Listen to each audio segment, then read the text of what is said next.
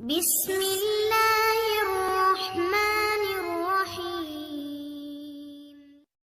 ناظرین کرام، مسلم شریف میں ہے یہ حضرت عبداللہ بن واقد رضی اللہ عنہ سے روایت ہے کہ رسول اللہ نے قربانی کا گوشت 3 دن کے بعد کھانے سے منع کیا۔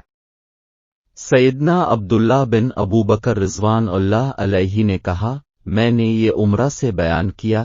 انہوں نے کہا، سچ کہا عبداللہ نے، میں نے سیدہ عائشہ رضوان اللہ علیہا سے سنا، وہ کہتی تھیں کہ دیہات کے چند لوگ رسول اللہ کے زمانے میں عید الاضحیٰ میں شریک ہونے کے لیے آئے اور وہ لوگ محتاج تھے، تو آپ علیہ السلام نے فرمایا، قربانی کا گوشت 3 دن کے موافق رکھ لو، باقی خیرات کر دو، تاکہ یہ محتاج بھوکے نہ رہیں اور ان کو بھی کھانے کو گوشت ملے۔ اس کے بعد لوگوں نے عرض کیا، آ رسول اللہ، لوگ اپنی قربانی سے مشقیں بناتے تھے ان کی کھالوں کی اور ان میں چربی پگلاتی تھے۔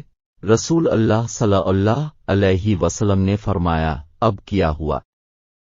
لوگوں نے عرض کیا کہ اپنے قربانی کا گوشت 3 دن کے بعد کھانے سے منع فرمایا ہے، اور اس سے یہ نتیجہ نکلا کہ قربانی کا کوئی جز 3 دن سے زیادہ رکھنا نہ چاہیے۔ آپ صلی اللہ علیہ وسلم نے فرمایا، میں نے تم کو ان محتاجوں کی وجہ سے منع کیا تھا جو اس وقت آ گئے تھے، اب کھاؤ اور رکھ چھوڑو اور صدقہ دو۔ مسلم شریف میں ہے حضرت جابر رضی اللہ عنہ نبی کریم علیہ السلام سے روایت کرتے ہوئے فرماتے ہیں کہ آپ علیہ السلام نے 3 دنوں کے بعد قربانیوں کا گوشت کھانے سے منع فرمایا۔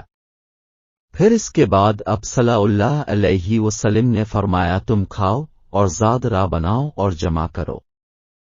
دارالعلوم دیوبند کا فتویٰ ہے، قربانی کا گوشت جتنے دن بھی رکھ کر کھانا ممکن ہو کھا سکتے ہیں۔ حدیث شریف میں اس کی مطلقاً اجازت ہے۔ قربانی کا گوشت محرم کی پہلی تاریخ سے پہلے ہی کھانا لازم و ضرور نہیں ہے، بلکہ محرم کا مہینہ داخل ہو جانے کے بھی کھا سکتے ہیں۔ محرم کا مہینہ شروع ہو جانے سے گوشت حرام نہیں ہو جاتا۔ اپ نے جو سنا وہ درست نہیں۔